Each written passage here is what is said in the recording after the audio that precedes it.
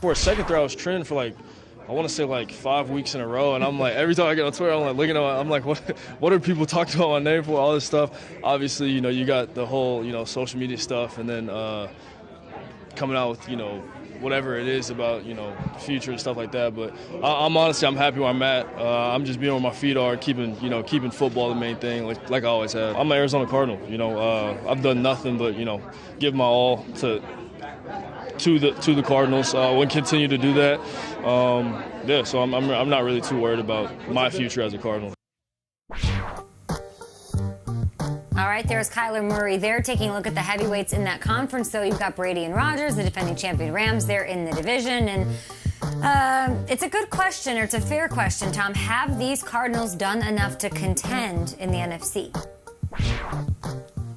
Okay, you look at the list right there, and I don't mean this in the wrong way, but what have the Cardinals done? They brought back a couple of their core guys, James Conner and Zach Ertz, but talent out of the building. Chandler Jones is no longer there. Chase Edmonds, Christian Kirk, who got one of the ridiculous contracts in all of free agency. They're clearly doubling down on a team that won 11 games in the regular season last year. Obviously didn't play their best down the stretch and then ran into a bit of a buzzsaw with the Rams when they got into the postseason. If you're Kyler Murray, though, and I understand what he's saying in that clip there, you've made abundantly clear what your position is. You want a new contract. You want it now.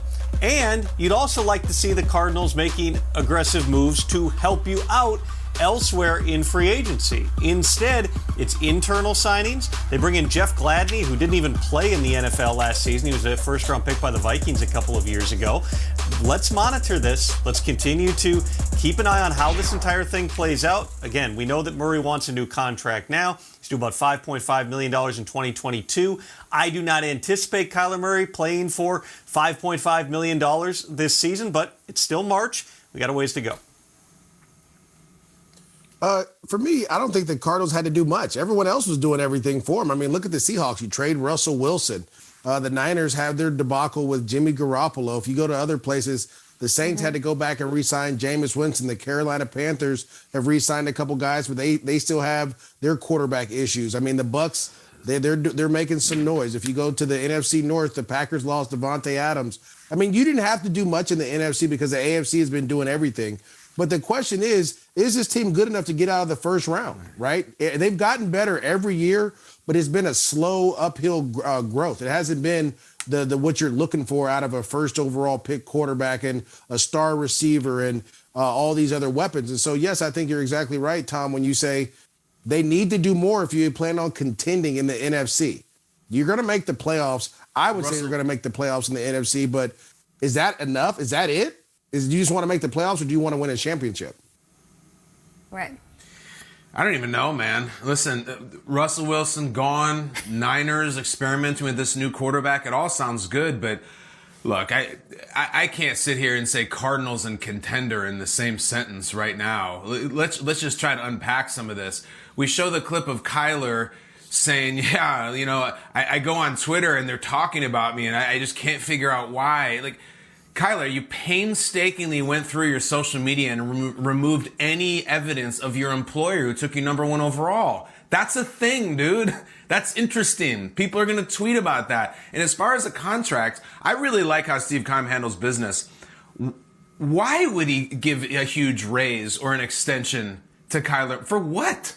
Why would that playoff game? We haven't talked about it much. That was a weird Monday night game that felt kind of surreal against a division rival. Kyler was on planet Neptune in this game. I did not recognize him, and I like his game usually. I don't really think he was in the building. I don't know what was going on physically or psychologically or both, but he did not play in that game.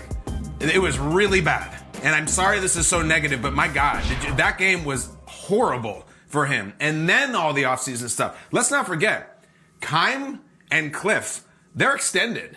Like, they have their deals. The organization has let it be known, like, we like these guys. Kyler, like, we think we like you and we want to like you if you'll let us like you. We know you like video games and you like baseball and you say you're all about football, but, like, that was the biggest game of your career and that was 0. So we're not ready yet. And guys, this year, if they go 7-10, I don't know where we're at with Kyle. We're in the upside down. So there's bigger problems than, they didn't add Juju Smith-Schuster in their wide receiving core in free agency. They were 7-0, that team. How many teams 7-0 get hammered in their first playoff game in history? I just don't think it's there.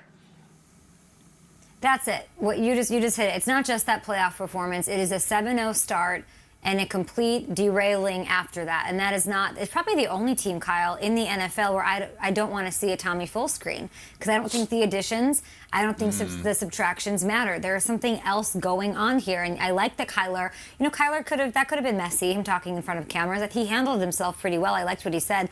But this is the full screen. Kyler versus the organization. At least how we see it, or at least suspect something might be going on there, given some of the data that we had. It doesn't matter who you blame or what side you're on. There's some sort of disconnect going on that they have to figure out in order to move forward, because teams do not fall apart after 7-0 starts. Teams that are loaded on both sides of the ball, teams that have Edmonds and Chandler Jones and AJ Green and all the, D-Hop for a little bit, even though he was hurt. So they have to start pulling in the same direction before I can get on board with them or care what they lost, what they added, or bring up the word contender when it comes to them. And I say that, Kyle, and it hurts a little bit because I do love that team and I champion them.